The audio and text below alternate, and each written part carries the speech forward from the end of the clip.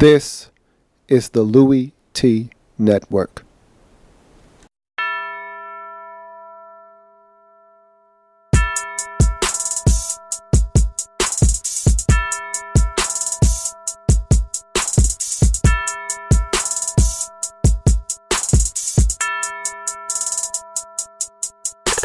See, first come the preseason, and I don't take a day off. And then my team was 6-10, and we ain't smell the playoffs. Yeah, I seen the Super Bowl, but I heard they just play balls. A lot of teams had injuries. Sam Bradford had to take off.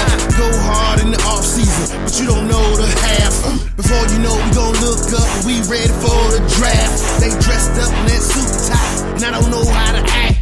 They waiting, so patient, so they can put on that hat. Who else could it be? But your man Luke. Okay, so when she asks you where you at, you tell her you in the lab room. Who else could it be? But your man Luke. Okay, so when she asks where you was at, you can tell her you was in the lab room.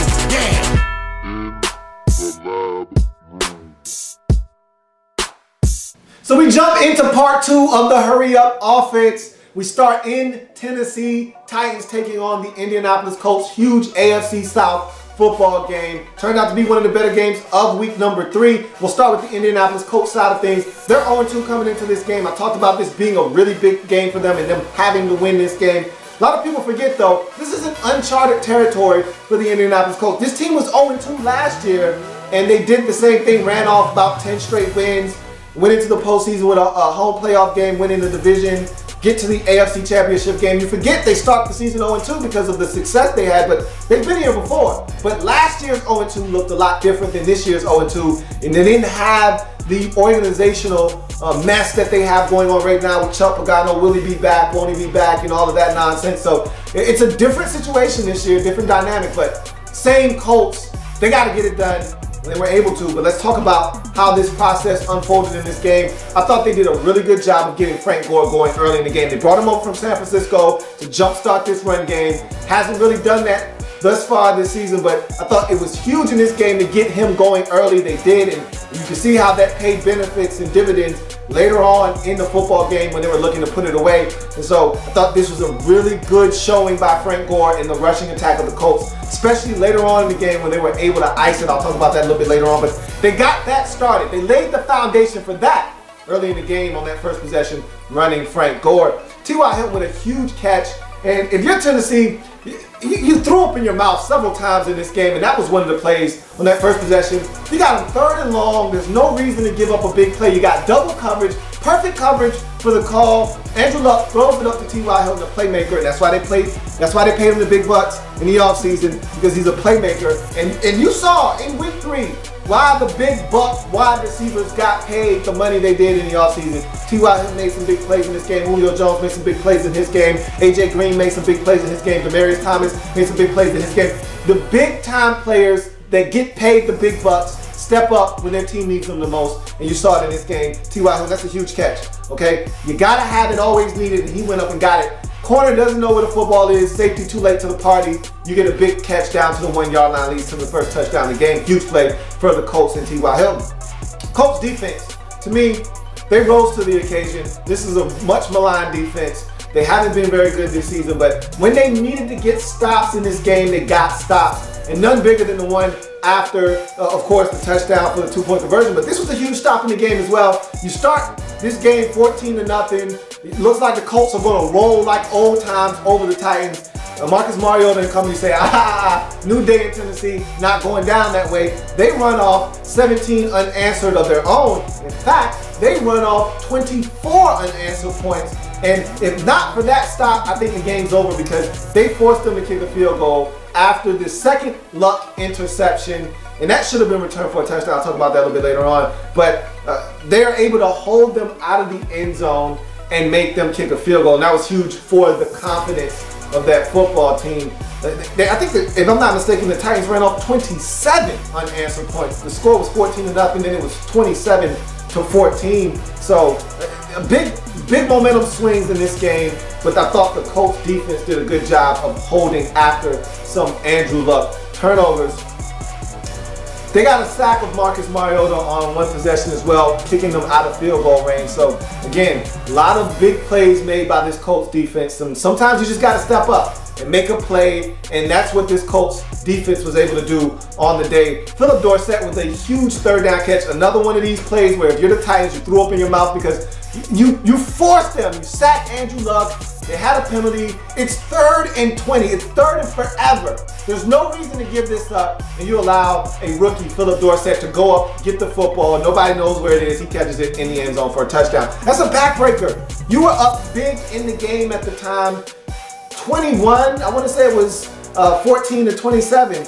You get a stop there and you probably win this football game. Instead, you give up the touchdown. Of course, Mariota throws the interception on the very next possession, and that sets up the Colts' next touchdown, which huge Moncrief catching the end zone. Beautiful catch in the corner, goes up and gets it, comes down 2 feet inbounds. Colts get the lead back after giving up 27 unanswered points. And in that last drive of the game, like I said, it was a thing of beauty. And they set that up at the beginning of the game. They laid the bricks and the foundation for that by running early with Frank Gore. They were able to run late with Gore and the young rookie, Josh Robinson. And they got the football in the end zone via the run game. And again, when you're able to run the football in the late stages of this game, you're going to have a lot of success in closing out football games. Colts were able to do that. You go to the Tennessee Titans side of things. Mariota showed some great pocket presence in this game. There was pressure. Wasn't a great deal of pressure, but enough to see a rookie make some mistakes. And I thought he held his water. And he showed why he's different than some of these other quote-unquote quarterbacks from a spread offense that can't read defenses and this, that, and the third. He hung in there, went through his progressions, made some good throws and some plays. Parrish Cox was your best offseason acquisition. I think he's been stellar for you. He's made some big plays already in this young season, and he had a pick six, or no, that was Cody Senzel, but Parrish Cox has been outstanding. He had that pick six in the preseason game versus the Rams. That's what I'm thinking of, but Parrish Cox has been awesome. And he had a pick six of Andrew Luck in this game, and he's done some really good things for you. Radko actually got a sack in this game as well, so some of those free agent acquisitions starting to pay off for you, and that's a good sign for a Titans team trying to rebuild this thing up from the ground. DGB with another touchdown grab, had one last week, his first of his career, had another one this week. He got away with one. That was an offensive pass interference push off. I've never seen one, but they don't call it. You'll take it all day long. Had another big play to set up a score. He's doing some big things for you, and I like the direction that he's going in. Zach Brown, you got to score on that interception, my man. You go up, you make a beautiful play on the football, you fall down on the ground, nobody touches you, so you have the presence of mind to get up. You got to score. You cannot run into your own teammate. You don't know how to put the brakes on, man? You got to score on that play, and that ended up turning into a field goal, and that was a huge play in the game. If you score a touchdown there, and that score blossoms to whatever it would have been, 31 at that point, I want to say, you guys win this football game, okay? That, you getting tackled and the subsequent stop that the Colts were able to make and force a field goal gave them the momentum they needed to stay in this ball game and ultimately come back and win. You got to score there, brother. You got to score there, bro. That can't end up being a field goal. And I'm not blaming you. You did your part, put the offense in the position to score, but you could have got that in yourself. You got to do it. 27 unanswered points, though. That's a hell of a way to respond to a 14-0 deficit early in the football game. And I can't state this enough. The Titans, they're a different ball club, but they still got to learn how to win. And it's going to happen. They're gonna learn, and some things are going to happen for them, but this wasn't the time. And I said that during the week. I said it before this game. It's not the time yet. They're not ready quite yet. But Marcus Mariota had his welcome to the NFL moment in that second interception where he stares down the receiver the entire time. Pre-snap, he's looking that way. Post-snap, he's looking that way. And he throws the football. In college, you get away with that. The safety may not be able to get over there and make a play. This is the NFL. If you don't take that safety away from where you're going, he's going to go right to where the football is going because your eyes have taken him there already. And Dwight Lowry was able to go to the football, pick it off, and that was a huge play. Second interception for him of the game, and led to the go-ahead score for the Indianapolis Colts. Poised drive, though. And even though you make that mistake, you battle back, you get the football back, take your team down the field, and put them in a position to tie this football game up. Not able to do it. I didn't like the two-point conversion call, but that's nor here nor there. At the end of the day, the Colts get it done, 35-33. Hell of a football game. The Titans, I can't state this enough. They're a different ball club. They're going to make some noise this year. They're not going to make the postseason, but they're going to be a team that threatens to make the postseason. They're right on the cusp of doing some good things. We'll see how this team continues to mature throughout the course of the season. Big win for the Indianapolis Colts. They had to have this one, and now I think this is going to turn their season around. They got Jacksonville coming to their building next week. They got to win that game. They go to 2-2. Everything's all right in Indianapolis after this one if they can get the one next week against Jacksonville. You move on to the next football game. Tampa Bay at Houston. Another opportunity to check out Jameis Winston and see how he's progressing. We just talked about Marcus Mariota. Let's talk about Jameis Winston and the Tampa Bay Buccaneers. Penalty hurting this team early in the game. You can't have penalties. You're not a good enough football team, as we've seen already this season, for you to have penalties that hurt you. Very first play of the game, false start. You don't even get a snap off and you already making a mistake. Can't happen. That's how drives get destroyed. So they're making mistakes. Offensive pass interference early in the game on Mike Evans, and he had a rough day and a rough go of it. And delay of game on Jameis Winston. You got a holding penalty, forced fumble by Jock Smith, and you have a holding penalty in the secondary, and so that's negated. And actually fumble on that play as well that they recover. Buccaneers recover, but you don't get the football because there's a holding penalty. Again, too many mistakes hurting you early in this ballgame. So you got Kyle Brenza, field goal kicker that you traded for from the Detroit Lions, knocks home a 58-yard field goal. Very impressive. He goes on to miss 3 field goals and an extra point. Really, bro? That's how you feel it? You're a Golden Domer. You know better than that, man. And I had a lot of choice words for him on my podcast. You need to go check that out. I'm not going to do that here, though. Don't have time for that. But that's not winning football. That's 10 points. Guess how many points you lost by in this game? Guess. Just take a guess. That's 10 points right there that the Buccaneers don't get on the scoreboard, and you lose the game by 10 points. That's rough. That's tough to take. Quan Alexander is better than I thought. Diving interception, balls tipped up in the air by Danny Lansana. Who? Lansana. Danny Lansana tips it in the air and picked off by Quan Alexander. He's better than I thought he was. I thought he was going to be a guy that had to develop in the league. Lovie Smith saw something, started him day one, and this guy has been phenomenal for this Buccaneers defense. Jameis Winston, you can't force the football to Mike E on that interception over the middle of the field. You've got a safety underneath. You've got a safety over top. They're bracketing him on that particular play. You can't throw that football there. You just can't. It was a bad interception, but on the day, it was actually a pretty solid day for Jameis Winston. I don't think the numbers actually do him justice. Some drops happened, and I don't actually want to call all of them drops. These were some contested footballs.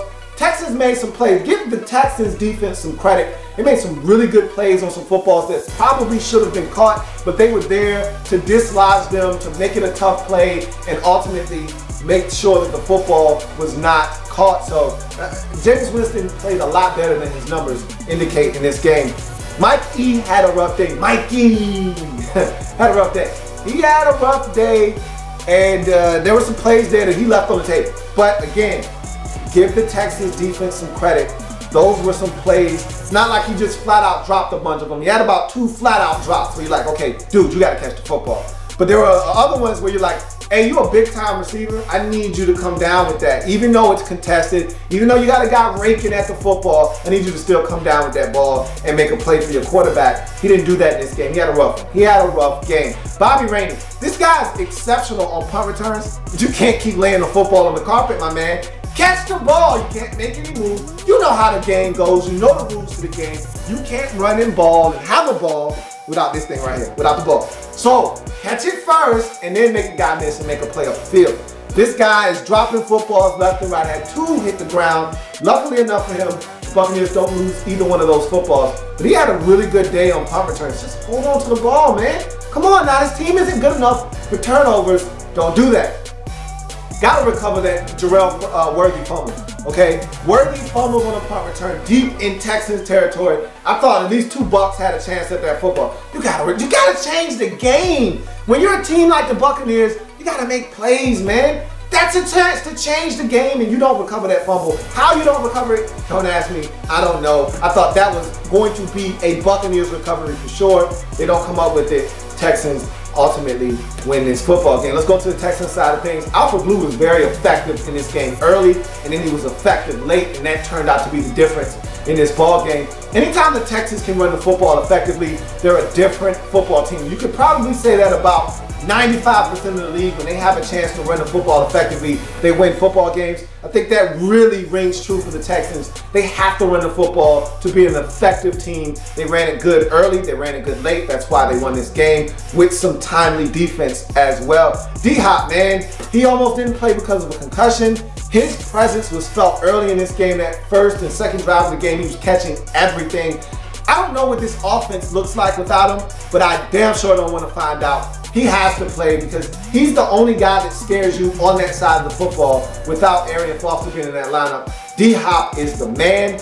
They got to have him in the lineup. He was outstanding in this game when the ball came in his direction. Ryan Mallett was solid in this game. I didn't think he did anything egregious. I didn't think he did anything to lose them the game nor really win them the game. I just thought he went out, handled what they asked him to do. I thought they had a conservative approach versus what they did a week ago when he threw it 58 times. So it was good to see them scale that back. And I actually thought it was a good game plan for him. Let's not have him go out here and try to win the game and make turnovers. Let's just have him control and manage the game. We'll run the football. If we got to punt, we'll punt. They did that in this game and they ended up coming away with a victory. Defense gave the offense a chance though, because the offense really didn't do much on this day, but they were able to stop the Buccaneers from doing significant damage while the offense got their act together and put some points on the board. And so I think the defense really deserves a lot of the credit for this W for the Texans. And you got your kicker Randy Bullock going through those rookie demons again. Remember, his rookie season was abysmal. Missed a bunch of kicks, got his act together towards the end of that rookie season. He's doing it again. Missed an extra point and a field goal in this game.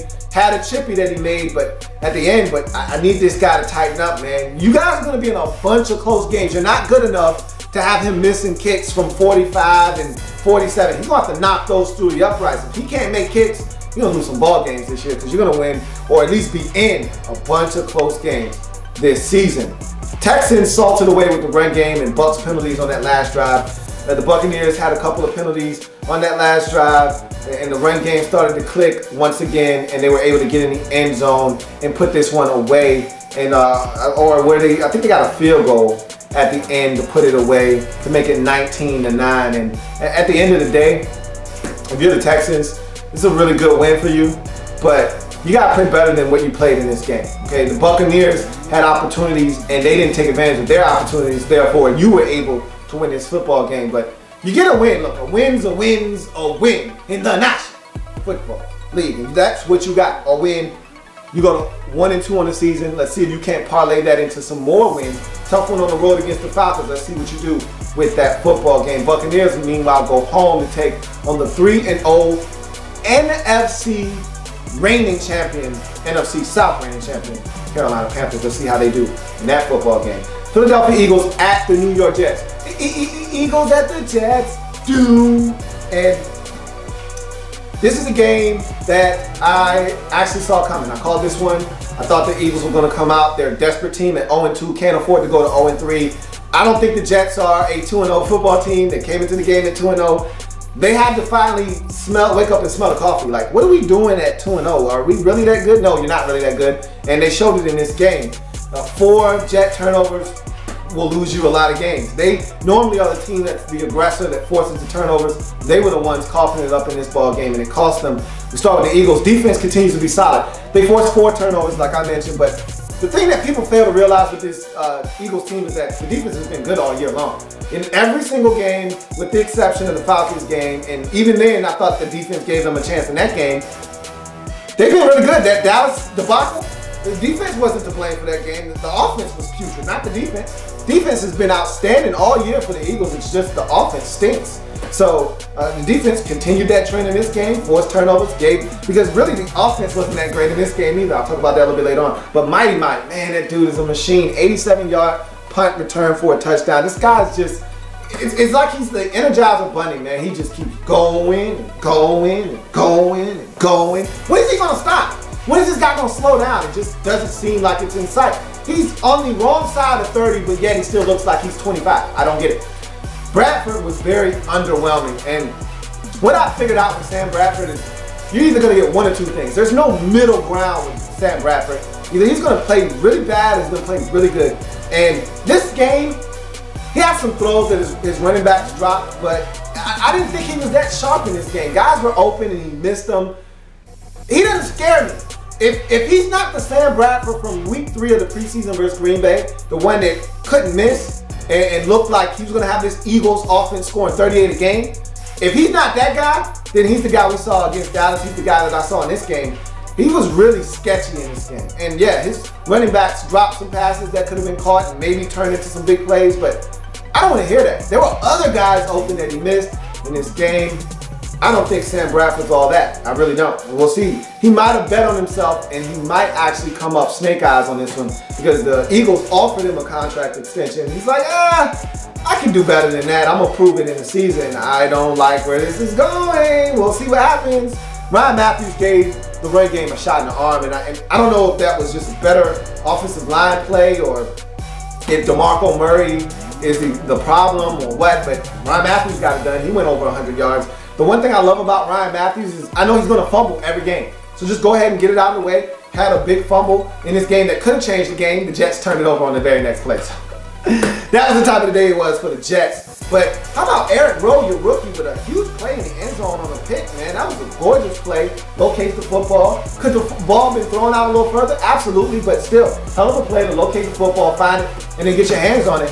And that was a big play, changed the game, because if they catch that touchdown, totally different ball game. Instead, Eagles force a turnover, give it back to the offense, and that was the type of day it was for the Eagles on defense. You go to the Jets, they missed Eric Decker in this game. My goodness, their offense just looked a lot different. You still got B. Marsh out there. They got Curley more involved. You got Devin Smith back from injury, your rookie out of Ohio State. But Eric Decker, to me, is the go-to guy in this offense. And him and Brandon Marshall make a beautiful 1-2 combination, and they missed Eric Decker in this game. Good to see Devin Smith, though. You know, when rookies are injured and they're not able to play, they miss a lot of time.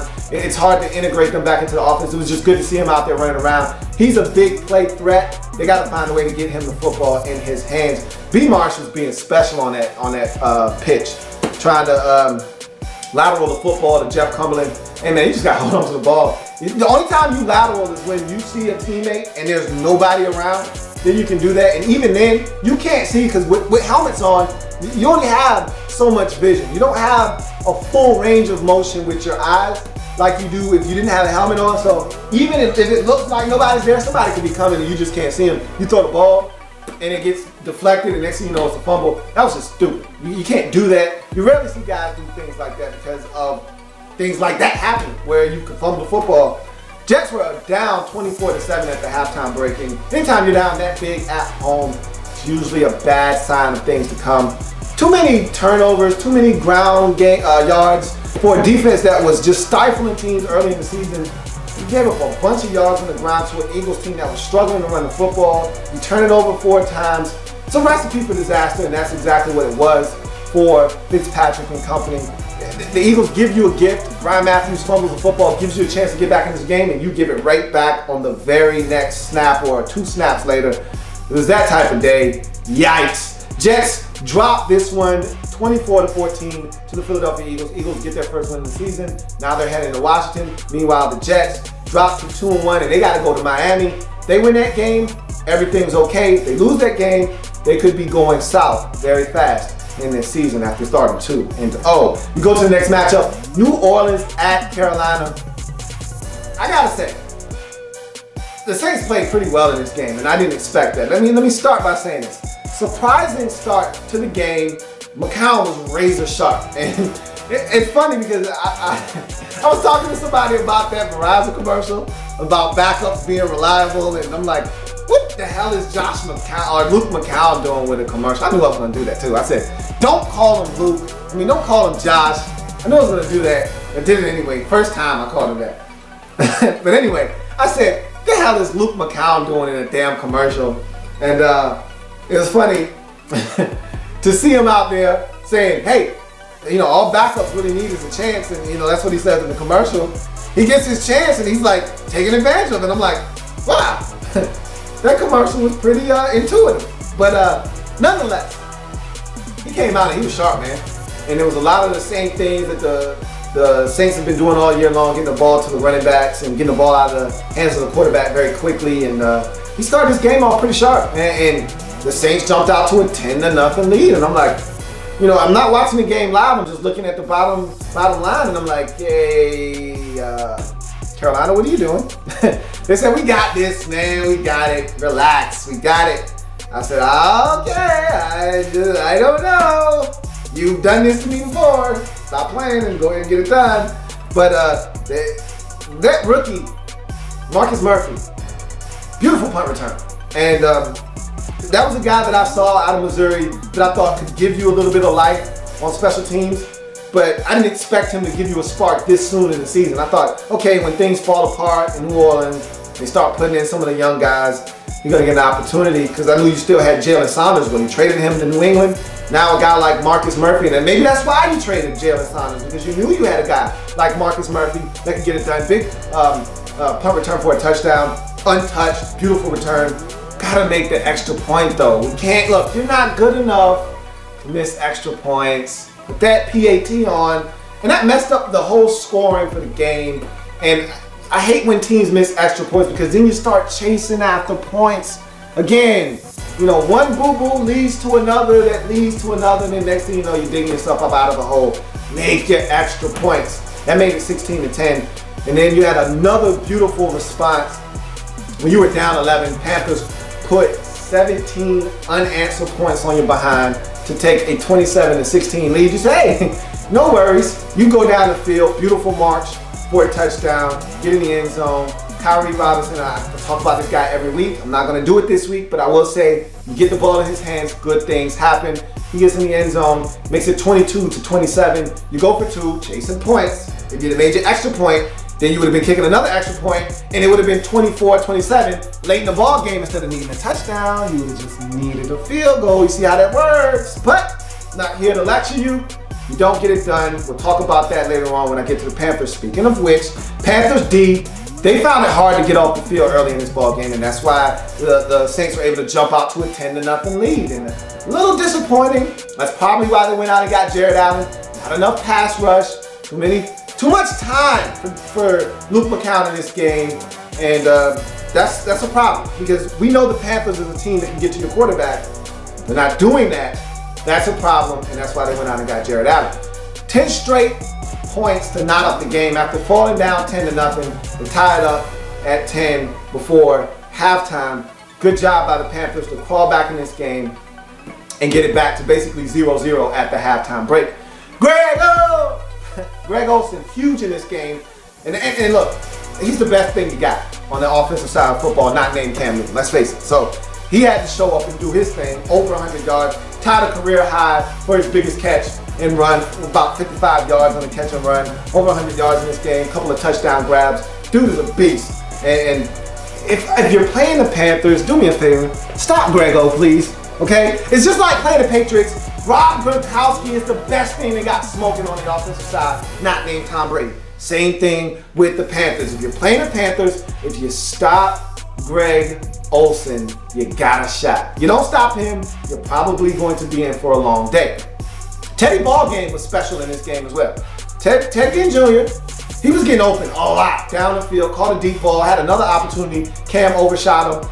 Teddy Ballgame came ready to play in this game, and he did some good things. I really liked what he was able to put forth in this game against the Saints. Excellent response to that Murphy punt return for a touchdown. You go down and you get a touchdown of your own with a nice, beautiful drive. And then a big forced fumble by Thomas Davis leads to a field goal to give you a 20-16 lead. And then Cam, he was tremendous in this game. I thought he threw the football well, thought he used his legs well, including on that touchdown run to put you guys up by 11. And that kind of sealed it, but the Saints would not go away. They ultimately climbed back in this game, go down the field, late in the ball game with a chance to take the lead.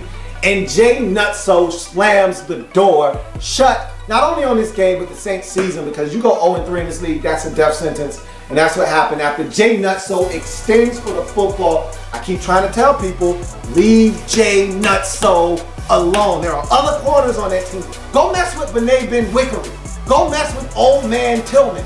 Leave Jay Nutso alone. You asking for trouble. You barking up the wrong tree. I've already told people, nobody's listening to me. They'll listen though. Let them keep catching interceptions. They'll listen when I tell them he's got the potential to be one of the best in the game. He's already hovering around the top corners in the league.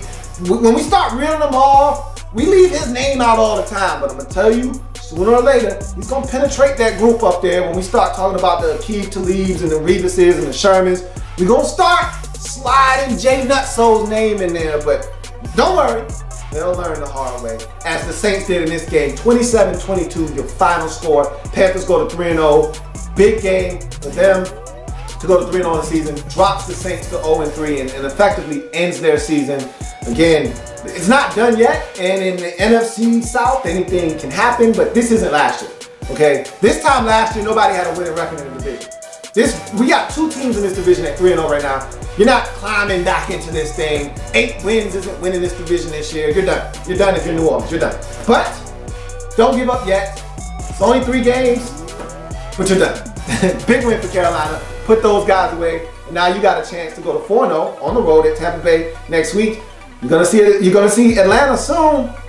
Let's keep playing good football. Let's make that a mega matchup down the road. You go to the next matchup. This was not really a ball game at all. Arizona at home, taking on the San Francisco 49ers. This one got ugly quick. All right, I'm gonna try to make this as quick and as painless as possible. On the San Francisco side of things, Kaepernick, 3 first-half INTs. I'm gonna talk about him in a little bit. We'll skip over him for now. Jarrett Hayne, he's awesome. Awesome sauce. Had another big punt return. They gotta get this guy to football a little bit more. I wanna see him more in the football game. Carlos Hyde, also awesome. And when you have your quarterback struggling, you don't get to see what guys like Carlos Hyde can actually do in the football game because you're out of the game. You can't even run the football anymore. I mean, Colin Kaepernick was that bad that he affected other players on his team that weren't even receivers. Guys like Carlos Hyde didn't get to shine because you gotta stop running the football when you're down 80-0. So let's talk about Kaepernick, man, because this is bad. And the defense wasn't much better. Larry Fitzgerald ate that secondary up, and to me, that's the biggest, after Colin Kaepernick, that's the next biggest void on your team. Your secondary is so young. You got so many players back there that you can't trust right now. Teams are eating you up in that secondary. Antonio Brown-Tones had a field day last week. Darius Hayward-Bay had a field. You can't let Darius Hayward-Bay do that to you, man. Then you fix. Okay, let's talk about Cap, because there's a lot wrong with him right now, and I don't know if you can fix it. The first thing though that jumps off the screen at me right now for him is he's not doing the little things right anymore. Read option used to be something that he was one of the best, if not the best in the league at. And one of the biggest things with read option is decision making. When to let it go, when to pull it out and keep it. That defensive end, outside linebacker for the Arizona Cardinals was crashing down the entire game. There were at least 3 or 4 games or 4 opportunities for him to get 30, 25-yard gains to the outside. There's nobody out there. And he gave the ball to Carlos Hyde and he would get tackled for a 1-yard loss. He would get tackled for no gain. And I'm like, dude, that end came slamming down. All you had to do was pull it out and you could have did whatever you wanted. You see, he did that with the touchdown run, and what did he do? Walk into the end zone. 12-yard touchdown run, your only touchdown in the game. There's opportunities for him to do it, but he won't do it. I don't know what's wrong, but that's a problem. But let's go to the passing because that's where this game was lost. 4 interceptions, 3 of them in the first half. The first 2 were pick sixes on the first 2 possessions of the game. You can't do that. Okay, can't throw the football late on the outside, and you can't throw the football to the inside when you're throwing to the outside. You're asking for trouble. You did that twice. They both got picked off. They both got returned to the crib. He's not seeing the field well. He's not anticipating throws. And frankly, he's never really been a guy that anticipates throws. One of the drawbacks to getting a spread option type quarterback from a spread offense in college is that they don't have the ability a lot of times, and Marcus Mariota is usually, he is the exception to the rule. Normally they need to see guys running open because in college, guess what? They saw guys running wide open. They didn't have to throw in the tight windows. They threw to guys that were running wide open. So when they get to the next level, they want to see guys open. They don't want to see guys who are covered and try to throw them open. They want to see guys wide open. That third interception, You gotta lay the football out there, man. Throw it over the defender. He threw it right to where the guy was instead of where he was going and got picked off. He's making a lot of mistakes that are correctable, but the problem is you've been in the league too long to be making these mistakes. These are mistakes rookies make, not guys that have been in the league 5 years and are on their second contract. This is very concerning to me. As a 49ers fan, you should be worried as well. Don't like where this is going. Let's talk about the Arizona Cardinals though. L Boogie getting frisky early in this game. He went off for 9 more grabs, a $134 and 2 touchdowns. This dude is waking up, man. He's found the fountain of youth this season. If Carson Palmer stays healthy, L Boogie's gonna have a monster year this year. The no-fly zone shut down all cap flights for the entire day. And they had 4 picks, they feasted on them. This is a feast of famine defense. And when they're on, you can forget about it. Forget about it. They were on in this game and they shut down this 49ers offense. They took 2 to the crib, picked off 2 more. They just had it going in this game. And when it happens the way it did, Justin Bethel takes 1 to the crib early on. The Honey Badger, Tyrann Mathieu takes 1 to the crib to start the game. It's just rough to bounce back from things like that. The Cardinals just jumped these boys and treated them like strangers. These are family members, man. You can't treat family like that, man. Come on, guys. You invite them over to the house, and that's how you do them? I'm so proud of y'all, man. That was real disrespectful what y'all did to these boys, man. Not in your own house, though. You don't do people like that. You go to other people's house and trash it. You don't do that in your own house, though, man. Chris Johnson looked real spry in this game. He had 2 touchdowns. Good to see him getting in the end zone again. And 2 more picks for the Honey Badger, man. It's just a beautiful performance. 47-7. God damn it. I went to the fridge, got me a bag of chips from the pantry, got me a cold beverage, and came and sat down. It was already 21-0. I said, damn, what happened? Kaepernick happened. Oh, wait. Colin Kaepernick happened. Calling him by his government name from now on. No more nicknames for you, buddy. You stink. You don't get nicknames when you stink. So, move on to the next matchup. Buffalo at Miami, another ass whooping in the afternoon hours. Buffalo, let's talk about these Bills, man. TNT and Charles Clay got off to a riveting start in this game. Charles Clay had 3 catches, including a 25-yarder for a touchdown. Tyrod Taylor, TNT, was 4-4 on the drive with that touchdown pass to Charles Clay. That set the tone for this game because it really just hit the Dolphins in the mouth like, oh, man, we didn't expect that. And I don't think they expect any of what came to them in that first half. Preston Brown had a 2nd interception. It wasn't good enough to have 1. It was so nice. He decided to do it twice. Picked them off, took it to the crib late in the first half. That made it, and that was a back-breaking pick. Dolphins were on the move, thinking they were going to try to do something. 44-yard pick 6 makes it 24 to donut on the road. Eating these boys alive. I mean, that was bad. What made it worse was the next possession. Ronald Darby picks off Ryan Tannehill, and they tackle on another field goal, make it 27-0 at halftime. At that point, game's over. TNT, this young man, I'm gonna tell you what, man. Bills might find themselves a quarterback. And we've been saying this for years. If they just had a quarterback, they'd be a playoff team. Well, they might have a quarterback. I'm not ready to do it yet. It's too early, man. 3 games, not a large enough sample size for me, but damn it. Even in that loss against New England, he was still impressive in that football game. Boy, I tell you, man, this kid looks awfully good, man. The touch that he throws the football with, those deep balls, they're a thing of beauty, man. They land right in the breadbasket. The one thing that I'm concerned about is Samuel Watkins can't stay healthy. We aggravated his injury in this game, had to leave, did not return. If he can stay healthy and you have all weapons on deck, how are you going to stop this Bills offense if he's playing like that at the quarterback position? 21-29, 277, 3 touchdowns, no INTs. That's that big number there, man. Bills defense playing the way they play, he's playing the way he's playing. You're going to get ass whoopers like this, man. These are going to happen, okay? Not just in Miami. There's some more ass whoopers to be dished out if he's playing like that and the defense plays like they played in this game. Let's go to Miami, though. Defense looking like Swiss cheese early in this ball game, and the damn Bills were eating them up. Yum, yum, eat them up. Yum, yum, eat them up. Killing them.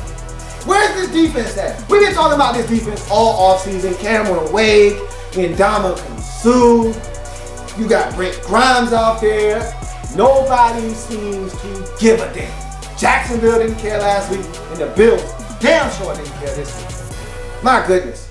The Fins, they get a little bit of momentum. They start feeling like, all right, we got something, got a little bit of field position. Let's go get some points. And JL Smooth coughs it up, bobbles the football away. It gets picked off on the play. And that was the type of day it was for the Dolphins right there. That interception leads to a touchdown, 17-0 at that point. I already told you how 24 happened on the Preston Brown pick 6 and how 27 happened. It's 27-0 at halftime. You're not coming back. Not on this Bills defense, you're not coming back from that. Tannehill, 3 interceptions in this game. Who you gonna beat like that? Who you gonna beat doing that? No sacks for the defense once again. Joe Phillips is in trouble, and maybe he should be. This isn't a smart football team. I'll give you an example, and then we're gonna move on to the next game. They punt the football. Dolphins punt the football. Ball bounces. You got 2 guys down there. All you gotta do is run to the goal line and make sure the ball didn't go in the end zone. It bounces up, and one of your clowns downs it at about the 11. And he's happy, excited about that. No, you idiot. You don't pick the ball up there. It's gonna bounce down to the 3, down to the 2, maybe even the 1. And he picks it up. And he's excited. Not a smart football team. It is what it is.